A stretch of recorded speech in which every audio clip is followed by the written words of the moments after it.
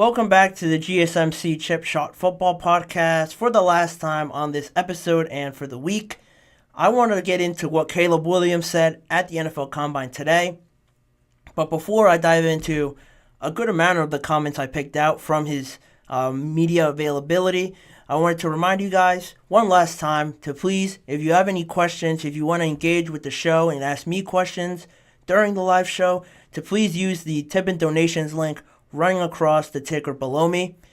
We have a new link to it. It's gsmcsportsnetwork.net. A lot shorter, easier to remember. It's gsmcsportsnetwork.net. This just makes sure I'm able to see it. Your chats pop up right away on the right-hand side over here to my right. And it's a big help for the show, for the network, and it's greatly appreciated every time you guys do that. But going back to Caleb Williams, talking about him, he checked in at the Combine, and, when these big-name quarterbacks come in at the Combine, all the attention goes to them. How are they going to perform in the drills? Talk to the media about these teams. But Caleb Williams is only doing one of that. He is only talking to everyone, meeting with teams. He is not going to be throwing or taking part in any of the drills tomorrow on Saturday. He only spoke really for the first time since the end of the college season. He's been very... He's kept to himself a lot, hasn't been really vocal on anything, not talking on any podcast, on his social media. He just kind of kept to himself, probably working out and just getting some training in. But, this is the first time he's been out in the public space, seeing all the media around the NFL. He met with the Bears general manager Ryan Poles and head coach Matt Eberflus for the first time on Wednesday night.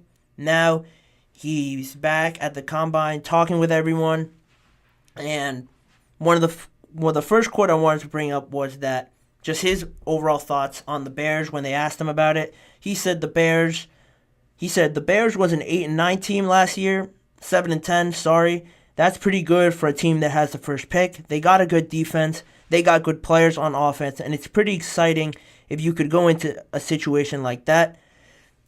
The general basis thing.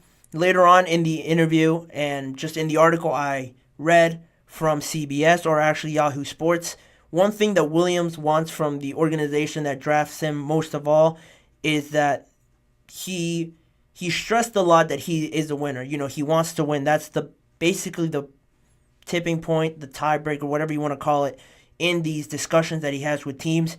He said that when he's talking with other teams, he's gauging them as well as they're evaluating him. He's trying to see how bad they want to win, how bad they are determined to improve, and that's one thing he wants to do. He wants to go to a place that can foster his development and help him reach his potential.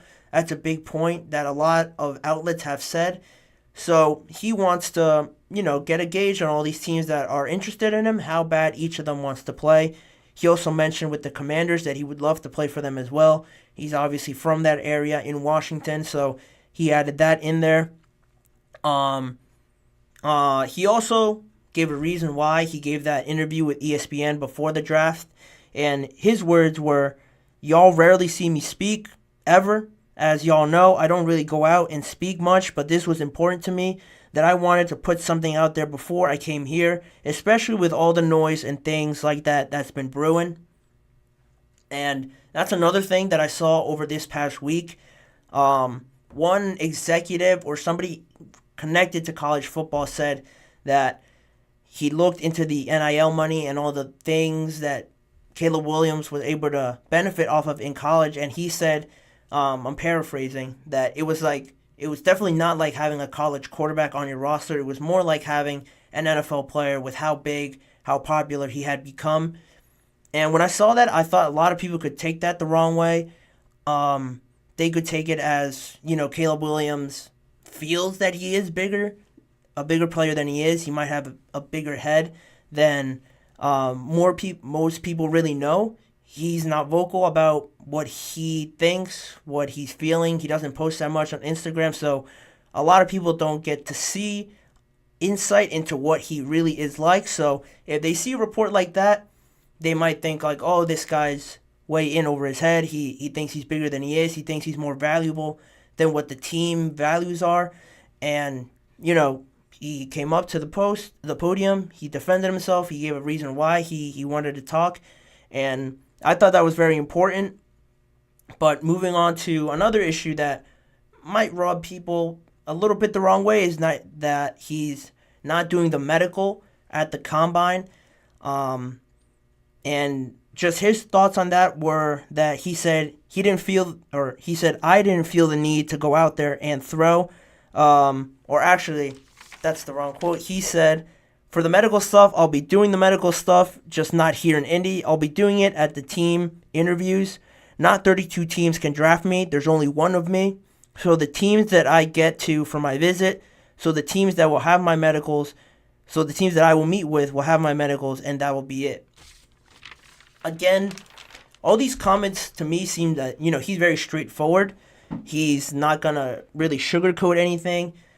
He's telling it how it is. He seems like very determined on what's best for him, and he made that shown to everybody on why he's not throwing. At the combine, he said, I didn't feel the need to go out and throw. I played around 30-something games, I believe. Go ahead, go watch the real live ball of me and see how I am as a competitor. Nothing, it all just kind of wraps it all together. And, he went on to say other things about his leadership, what type of leader that he is, what kind of gauge he got from Eberflus and Ryan Poles.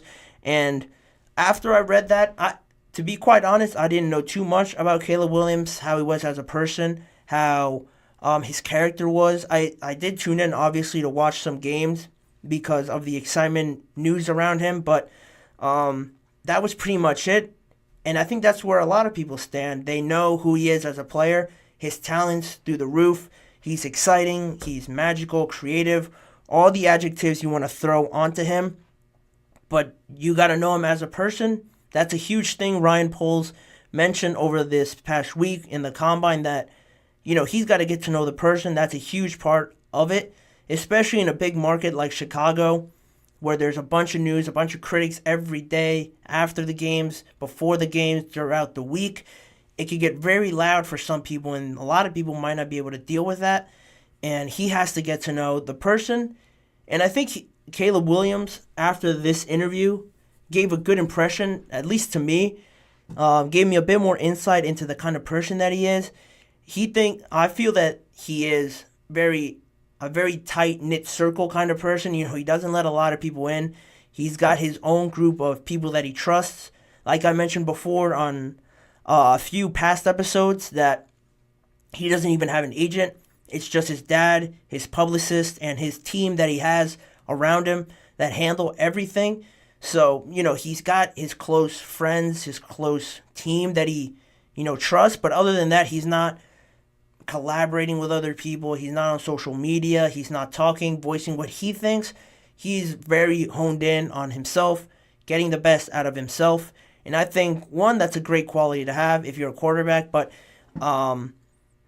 it kind of paints a better picture of yourself for everyone around the league, kind of letting them know what you're about. He's really all about business, at least from what he said at the combine. I'm not in the meetings. I didn't ask him much deeper questions, but just on those quotes, he seems like one of those guys. If I were to compare him to somebody, he kind of gives me the energy that an Anthony Edwards would, a Jimmy Butler, CJ Stroud to a certain extent. I think CJ Stroud's a bit more, he's been more active on social media, doing other stuff outside of football. But those guys, Jimmy Butler, Anthony Edwards, whenever I see them talk, they're only really talking about basketball ever. They don't show their personal life outside of the sport they play. After the NBA finals are over, after however far their team goes, it seems like you don't hear about them at all, at least from them, for a long time, months, until the season comes back. Then they start to become more active, more involved with everything. And Caleb Williams kind of gives me that vibe from him a little bit, that energy that he is all about this. He doesn't really care about what everybody else has to say, what is being said about him, unless it's very damaging to his character, he won't really bat an eye to it. On top of that, I think that could put off a lot of teams if he's very honed in on himself. Some people might think he's very narcissistic, potentially, if they wrap it the wrong way. But I think with a lot of teams, they'll see this. I think they'll really be attached to this sort of personality that he has if they support him with the right amount of people, coach him the right way. But also a lot of teams, there's only going to be 3 teams really that'll draft him. So he doesn't really have to worry about what all the other teams think, just the main 3 that will most likely draft him. But the only thing, I guess, the negative I could produce out of all of this, I've said a lot of positive things about Caleb. The only thing that worries me is if he does go to the Bears and say it's a total disaster, it all doesn't go well, they're struggling, the coaching's not really there, people in the media start bringing up the coaching and, this play, how was this play supposed to work? No one's open, or the defense isn't helping Caleb Williams. The coaching has no idea what they're doing. You always hear that around rookie quarterbacks and just in general in the NFL. So I feel like if things start to go down that route, this could all turn pretty ugly in a sense, because if it has to do with football, I'm sure he'll let it be known, but personal life, other things he's got going on, he won't really mention. But if it has to do with football, I feel like he would be a person that, airs his frustration, because he's very honed in on getting the best out for himself, reaching his full potential. And if he feels the team isn't on that same page, I started this whole thing with saying, he said that he was also gauging the Bears and how bad they want to win. If he feels that, they're not doing everything that they can to help this team win, I feel like he'll voice his frustrations, and that creates a lot more issues if you air out, the dirty laundry in the locker room, so to say, using that analogy. But that's the only thing negative I could really dig out from this. It's very early in the process to really see who he is as a person. He's got to get to a team really before you judge him, how he interacts with his teammates and how he integrates himself into a team, becoming that leader, becoming the face of a franchise. That's all down the road. I'm very excited to see how it pans out. This was definitely a good first impression, I think, not just for me, but for a lot of people in the NFL to get to know Caleb Williams a little bit more.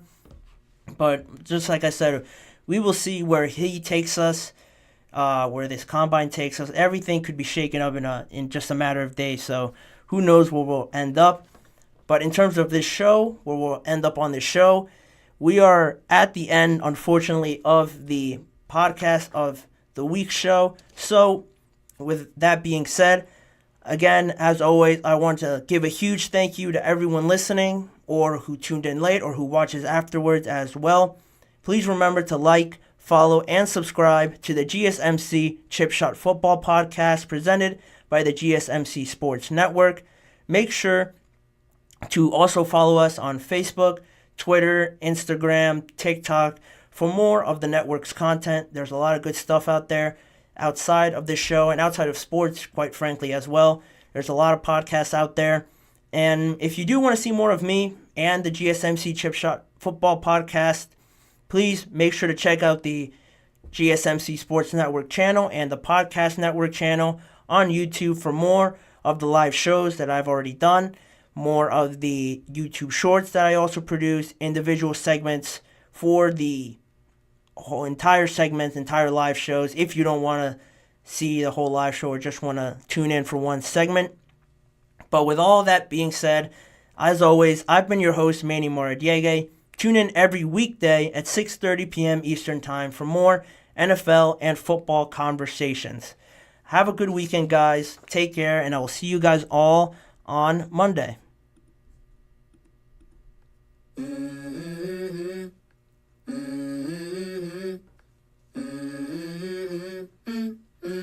Let's go. I wake up to a little bit of drool on my pillow, feel like it's gonna be a bad day. Yeah, I'm tired of shit, and the coffee ain't hit yet, damn, ain't that great.